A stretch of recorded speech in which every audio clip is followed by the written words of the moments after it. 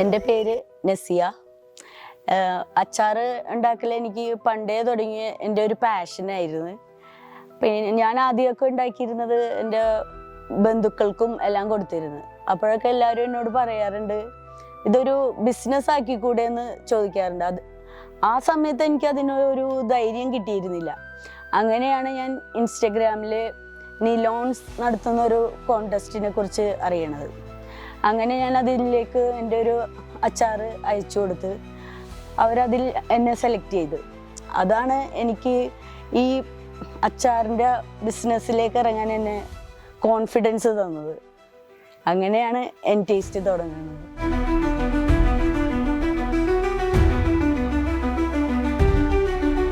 ഞാൻ ഇപ്പോൾ നോൺ വെജും വെജും എല്ലാ അച്ചാറുകളും ഉണ്ടാക്കുന്നുണ്ട്. അതിൻ്റെ കൂടെ സാമ്പാർ പൊടി, ചമ്മന്തിപ്പൊടി എല്ലാം ഉണ്ടാക്കുന്നുണ്ട്.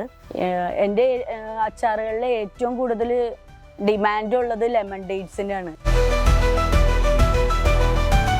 ഇത് ഓൾ ഇന്ത്യ കൊറിയർ അയക്കുന്നുണ്ട്. അതിൻ്റെ കൂടെ തന്നെ എല്ലാ ഗൾഫ് രാജ്യങ്ങളിലും പിന്നെ യൂറോപ്യൻ രാജ്യങ്ങളിൽ എല്ലാം എൻ്റെ അച്ചാറുകൾ എത്തിയിട്ടുണ്ട്.